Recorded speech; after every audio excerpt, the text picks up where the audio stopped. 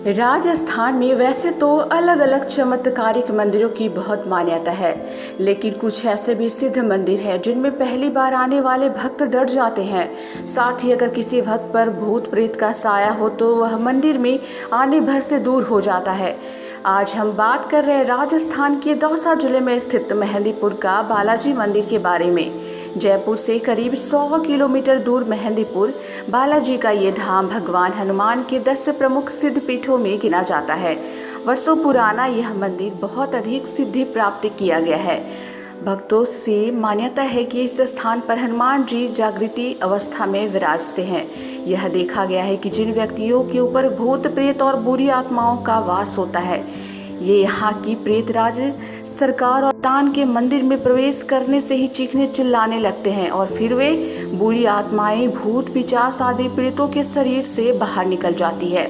कहा जाता है कि यहाँ आने वाले किसी भक्त पर यदि भूत प्रेत का साया हो तो वह दूर हो जाता है। ये चमत्कार कैसे होता है यह कोई नहीं जानता, लेकिन लोग सदियों से भूत प्रेत और बुरी आत्माओं से मुक्ति के लिए दूर दूर से यहाँ आते हैं।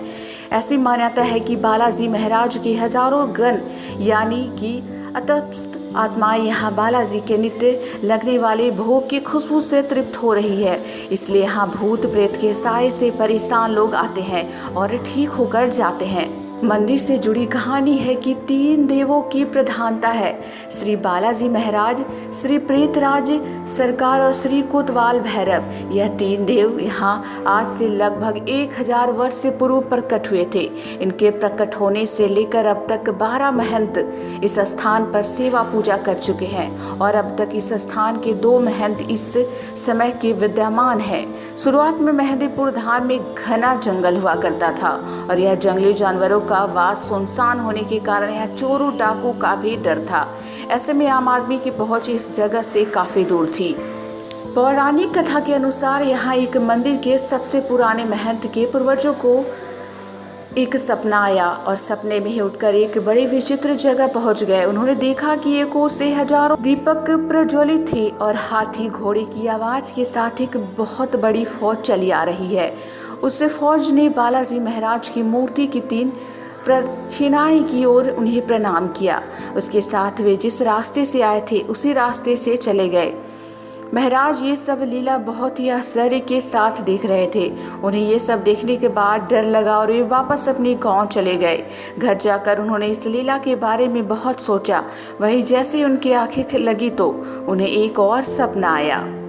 इस बार सपने में 3 मूर्तियां, मंदिर और विशाल वैभव दिखाई पड़ा और उनके कानों में यह आवाज आई, उठो मेरी सेवा का भार ग्रहण करो, मैं अपनी लीलाओं का विस्तार करूंगा। यह बात कौन कर रहा था? कोई दिखाई नहीं पड़ा। महाराज एक बार फिर भी इस पर ध्यान नहीं दिया तो खुद हनुमान जी महाराज ने इस पर स्वयं उन्हें दर्शन दिए और उन्हें पूजा करने का आदेश दिया।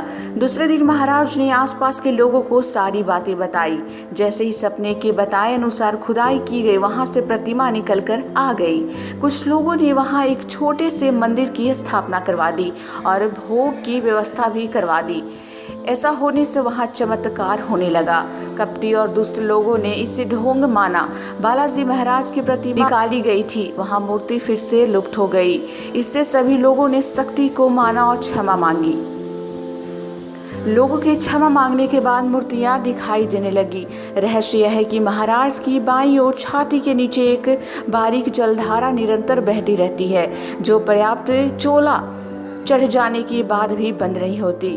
उस जल के छींटे भक्तों के लगते हैं और इसे बालाजी का आशीर्वाद माना जाता है। मेहंदीपुर में राजा का राज्य था। बाबा ने राजा को ही राज्य को पूरी घटना के बारे में अवगत कराया। राजा को भी कोई कला लगी और राजा ने इस पर यकीन करने से मना कर दिया। इससे मूर्तियां वापिस सर्दिश होकर जमीन में चली गई। राजा ने उस जगह की खुदाई करवाई लेकिन मूर्तियां नहीं मिली। इसके बाद राजा ने इसे चमत्कार माना और बाबा से क्षमा मांगी और खुद को अज्ञानी मूर्ख बताया। इसके बाद मूर्तियों ने वापस दर्शन दिए। राजा ने महाराज को पूजा का भार ग्रहण करने को आदेश दिए। इसके बाद राजा ने बालाजी महाराज का एक विशाल मंदिर बनवाया। महंत गोसाई जी महाराज वृद्धावस्था तक बालाजी की सेवा की।